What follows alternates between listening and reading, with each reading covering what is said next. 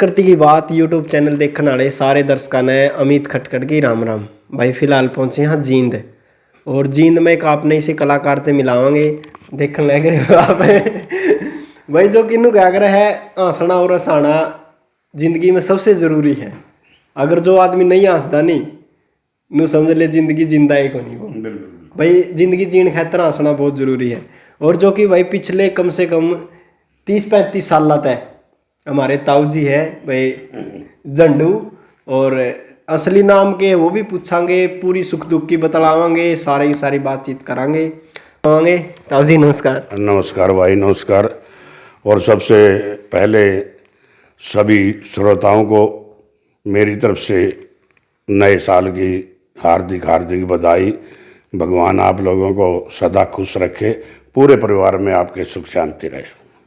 अच्छा करी थी। सबसे पहले आप पर्दा कब आए थे, स्टेज पर कब आए थे आप सबसे पहले? देखो, पर्दे पे तो बहुत लेट आए थे, लेकिन स्टेज पे मेरे हिसाब से 85-86 में हमारे यहाँ रामलीला होती थी। और मेरे को बड़ा शौक सा भी था, शर्मिला भी था उस टाइम तो मैं बहुत, लेकिन शौक में बड़का ने ठा के स्टेज पर घेर दिया मैं। हाँ, घेरना ही कहूँगा, ज़बरदस्ती चढ़ा दिया। अच्छा। तो उसके बाद फिर मैंने कॉमेडी करी और लोगों ने पसंद करी और हौसला हो गया मेरे। तो फिर उसके बाद मैंने वहाँ जोकर का रोल कराया। अच्छा। कई साल मैंने रामलीला में जोकर का रोल कराया। उसके बाद फिर शादी होगी, शादी होने के बाद बच्चे हो गए। तो वो तो हर साल रामलीला होती थी, हम जाते थे। लेकिन वैसे भी वो वहाँ से जो ताड़ियाँ बजती थी, जो सम्मान मिला, उसको देखते हुए और ज़्यादा चाहत होगी। फिर ये जो ब्याह में कैमरे चलते थे, बड़ी कैसेट VCR वाली कैसेट आए कर दी। हाँ, तो उस कैमरा ले फिरे जाते, कहीं पे कुछ करन लग जाते, कहीं पे घर वाले नाराज होंगे भाई तू फिरे जावे है दिन रात इनके पीछे के काटेगा। तो VCRों का दौर आ गया। फिर मैंने शौक बहुत था, VCR भी चलाने लग गया था। मैं जाया करता गामा में लेके प्रिंस वाले के यहाँ लग गया था कुछ दिन। तो उसके बाद फिर इनका दौर आया, फिर सीडियों का दौर आया। उस दौरान पहला नाटक HRC कंपनी में हमने कराया था, दहेज की आग। नरेंद्र बलारा जी थे उसके अंदर। तो उसके अंदर मैंने उसका मौसा का रोल किया था। उसके बाद फिर और ज़्यादा मतलब मन में उत्साह हो गया, भाई कुछ न कुछ और करना चाहिए। तो उस टाइम में फ़ोन थे नहीं। हाँ। STD होया करती दुकाना में, कैसेटों वाली दुकाना में जावा, वो छोटी कैसेट होया करती टेप रिकॉर्ड की, उन पर नंबर टोवा किसी का मिले नहीं। तो एक नंबर मिला हमने विक्की नारंग जी का। STD का फ़ोन करा, वो नंबर सही था, उसी के पास जा मिला। वो राजेश सिंह पुरिया जी और विक्की नारंग बना रहे थे शांति बन गई क्रांति नाटक। 29 कलाकार नहीं मिल रहा था। हमारे भूख थी इस चीज़ की। हमने फ़ोन किया, फ़ोन मिल गया। माँ भाई इस तरह जिनसे बोला और कलाकारी का शौक है, 29 आदमी की जरूरत थी। वो बोले भाई ऐसा करो जल्दी आ जाओ और आते ही आपको हम रोल दे देंगे। मैं और हमारे एक मास्टर जी थे, वो गए। जाने के बाद वो इंतज़ार में बैठे थे। जाके उन्होंने मेरे को उसके बाप का रोल दिया मेरे को, तो राजेश सिंह पुरिया जी का। अब मेरे को भगवान की देन लगा ले या मेरा तजुर्बा लगा लो रामलीला का, वो जो डायलॉग थे मैं तो एक मिनट में बोल दूँ था। अच्छा। दूसरे कलाकारों में बड़ी मुश्किल हो गई थी। उसके बाद फिर वो बना रहे थे टोकरी में छोकरी नाटक। अच्छा। रोहतक नटराज स्टूडियो में रिकॉर्डिंग थी। वहाँ गए, वहाँ मेरे को छोटा रोल दे रहे थे, वो मेरे को पसंद नहीं आया। तो फिर मैं वहाँ से वापस आ गया। फिर मैंने सोचा कि इन छोटी छोटी मान ले रोलों से तो बात नहीं बन सकती। फिर मैंने बड़ा विचार लगाया कि भाई आपने लंबा चलना है, तो इसके लिए कौन सा ऐसी चीज़ है जो आपको लंबाई तक आपका जो कैरियर है वो बना रहे। क्योंकि देखो, कलाकारी में अगर हीरो बनूंगा तो भी नहीं बन सकता था, क्योंकि भाई 30 साल तभी ऊपर उस टाइम मेरी उम्र थी। मानना भाई ये भी नहीं। फिर विलन बनाएंगे तो विलन के लिए हरियाणा में कोई जगह ही नहीं थी। क्योंकि ऐसे बड़े प्रोजेक्ट तो थे नहीं, छोटी छोटी मान लो नाटक बनाते थे। फिर मैंने पूरा दिमाग लगा के सोचा कि कॉमेडी एक ऐसी चीज़ है जिसे चाहे बच्चा कर लो, चाहे जवान कर लो और चाहे बूढ़ा कर लो, उसकी कोई उम्र नहीं होती। तब जाके मैंने ये मान लो कॉमेडी का रास्ता चुना। और फिर मैंने वहाँ रोहतक से आते आते दिमाग में एक थीम बनाई, तब मैंने ये सपने झंडू के स्टोरी लिखी। और उसके बाद ये मुकेश दहिया जो धर्माकुंड में है, उस टाइम ये कैमरामैन थे। इन लोगों ने ही यहाँ जींद में ये नाटक फिल्माया था हमारा। उसके बाद इन्होंने फिर उन नाटकों के माध्यम से ही अपनी कंपनी लगाई थी, दहिया कैसेट कंपनी। उसके बाद इन्होंने वो आगे दे दी थी। बाद में जब सीडीओं का दौर थोड़ा डाउन होया, तो उसके बाद तो फिर मैंने जैसे सपने झंडू के किए, उसके बाद फिर काफ़ी नाटक आते रहे। तो फिर उसके बाद तो पब्लिक ने इतना प्यार और सम्मान दिया कि पीछे मुड़ के देखा ही नहीं मैंने। अच्छा तो जी आपने है नहीं सबसे पहले जो कर रहे, अगर हम शुरुआत की बात करें तो सबसे पहले तो आपने रामलीला में काम कराया है। उसके बाद में फिर आप किन किन कलाकारों के साथ काम कराया आपने जो हरियाणवी कलाकार थे उन टिम्मा के? मैंने जो उस टाइम के टॉप कलाकार थे, जैसे राजेश सिंहपुरिया होगी, नरेंद्र बलारा जी हो गए, और जितने भी हरियाणा के कलाकार थे जो इस लाइन में थे, सभी के साथ मैंने काम किया। और बड़ा अच्छा सम्मान दिया सभी कलाकारों ने, बड़ा प्यार भी दिया है।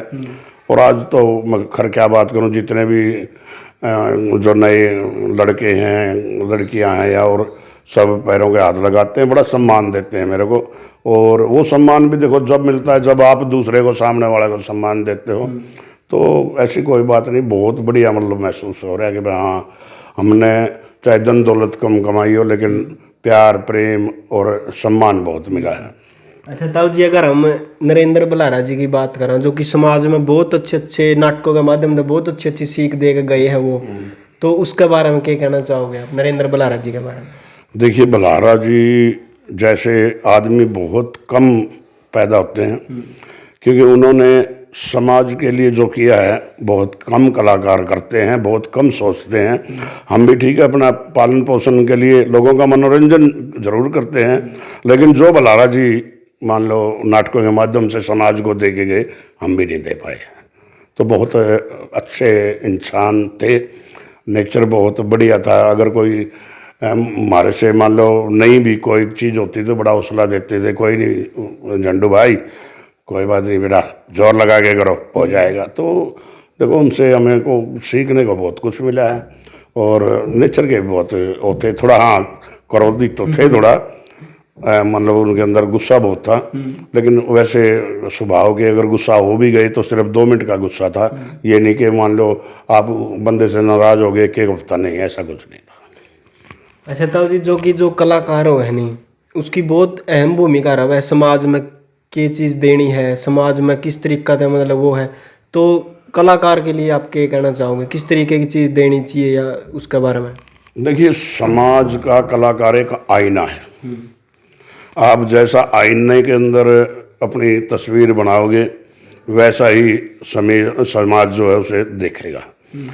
क्योंकि बड़ा मान लो जब हम कोई अच्छी चीज़ पेश करते हैं तो लोग उसको अच्छा भी देखते हैं और विचार भी लोगों के अच्छे बनते हैं। और जब कोई हम गलत चीज़ मान लो पेश करते हैं तो उसमें विचार भी गलत ही आते हैं। तो कलाकारों को तो मैं यही कहूँगा, खैर आजकल तो कलाकार कम है, कलंकार बहुत ज़्यादा हो गए हैं। जब से ये इंस्टाग्राम और पिस्टाग्राम ये आए हैं, मैं कभी इन पे ज़्यादा नहीं आता, क्योंकि मुझे पसंद भी नहीं है।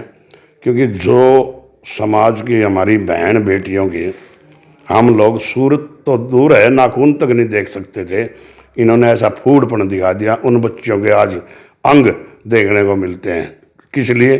सिर्फ थोड़ा शोहरत के लिए, लोग मुझे जाने, लोग मुझे पहचाने। अरे आप अच्छा कर्म कीजिए, लोग तो आपके पास खुद चल के आएंगे। तो मैं तो बड़ा इस चीज़ से बड़ा वो दुख भी होता हुआ था जी बहुत ज़्यादा इस तरीके का। देखो, दुख क्यों नहीं होगा जब हमारे बच्चे आज हमारी बात भी नहीं मानेंगे और हम कहेंगे बेटा ना ऐसे कपड़े नहीं पहनना या ऐसे नहीं वो करना, तो जब वो बात नहीं मानेंगे तो दुख होगा। लेकिन क्या करें, मजबूरी है। अब बच्चों को आज का टाइम ऐसा आएगा, ज़्यादा डांट भी नहीं सकते, डांटेंगे तो वो दूसरा कदम उठा लेते हैं। और सरकार ने भी ऐसे ऐसे कानून बना दिए जो समाज को आज बिल्कुल एक बांटने वाला काम हो रहा है। अभी पीछे ही एक वो कानून बनाया है कि आप आपस में उसमें कैसे क्या रह सकते हो, वो क्या बोलते हो आप, वो आप लोगों को पता होगा। एक बात बताइए, समाज में रह क्या गया फिर? जब एक मान लो मेरे घरवाली है, शादीशुदा है, उसके बच्चे हैं, और वो अपनी मर्जी से चाहेगी तो गैर आदमी के साथ रह लेगी, तो क्या समाज में उसमें संदेश जाएगा? क्या उसका कोई, मैं तो इस चीज़ को बिल्कुल ही गलत मानता हूँ समाज के लिए। और मैं तो अपनी बहन बेटियों से भी कहता हूँ, भाई बच्चों, आप लोग अपने माँ बाप की जो इज्जत है उसे ऐसे ख़राब मत करो, अच्छे काम करो, अच्छे काम का परिणाम हमेशा अच्छा मिलता है।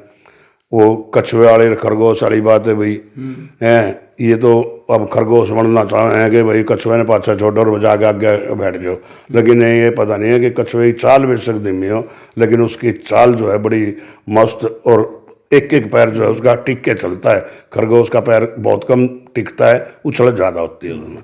तो हम तो यही चाहेंगे कि हमारे जो बच्चे हैं वो बड़ा संभल के अपना काम करें। हम ये नहीं कहते कि आप इस लाइन में ना आओ, लाइन है, अच्छी है, अच्छों के लिए अच्छी है, माड़ों के लिए माड़ी है।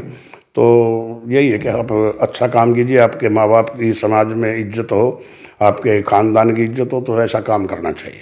अच्छा ताऊ जी, जिस प्रकार से समाज में अश्लीलता फैलती जान लग रही है कलाकारों के माध्यम से, क्योंकि लोग गंदा बोल रहे हैं, गंदा गावे है, गंदा नाचे है, और समाज वो चीज़ देखे हैं, तो आपने क्या लगा है, क्या विचार आपका इसमें कि किस तरीका का आप सुधार कैसे कर सकें? इन चीज़ों में सुधार के लिए क्या करना पड़ेगा? देखो, सुधार के लिए करना पड़ेगा, जो हमारे मान लो समाज के जो मौजूद आदमी हैं, जो ठोस आदमी हैं, उन लोगों को कदम उठाने पड़ेंगे। जैसे मैंने देखा है, मैं किसी कलाकार का नाम नहीं लेना चाहता और ना मैं लेता। एक बात बताइए, एक तरफ तो वो समाज में अश्लीलता फैला रहा है, और उसी बंदे को मंच पे बुला के आप लोग सम्मानित कर रहे हो, तो एक बात था, उसका हौसला क्यों नहीं बढ़ेगा? वो तो और ज़्यादा गंदा बोलेगा फिर। ऐसे आदमी को तो इतने प्रतिबंध लगा देने चाहिए कि समाज के अंदर उसे तो बैठने का अधिकार नहीं है, और उसका वो मतलब सम्मान कर रहे हैं। तो अगर समाज के मौजूद आदमी मान लो एक्शन लेंगे, कर रहे होंगे, तो ये आहिस्ता आहिस्ता चीज़ें बंद हो सकती है। अगर उन्हें हम ही सहारा देंगे, कोई नहीं चलन दे, तो ये चीज़ें रुकेंगी नहीं। आप बड़ा अच्छा काम कर रहे हैं समाज के लिए, क्योंकि बड़े अच्छे अच्छे कलाकारों के आप इंटरव्यू लेते हो, जो अच्छे काम करते हैं उनके इंटरव्यू लेते हो। तो देखिए, जो अच्छाई है वो हमेशा चाहे धीमी हो लेकिन चलेगी बहुत लंबी। और हम तो सभी श्रोताओं से भी निवेदन करते हैं कि आप लोग इनके चैनल को ढेरों सारी लाइक करो, सब्सक्राइब करो, शेयर करा करो, क्योंकि मैं इंटरव्यू बहुत दे चुका हूँ, लेकिन कम ऐसे इंटरव्यू होते हैं जब हंसी मजाक या और कोई चीज़ छोड़ के एक पूरा अपना मेरी जीवनी के बारे में हमारे ये बच्चे आए हुए हैं, ये पूछ रहे हैं। तो आप लोगों से भी निवेदन है, ये चैनल जो है बड़ा अच्छी जो समाज में घटनाएं घट रही हैं, जो समाज के लिए अच्छा कार्य कर रहे हैं, उनका इंटरव्यू लेके आते हैं, और आप लोगों को इनका भरपूर साथ देना चाहिए।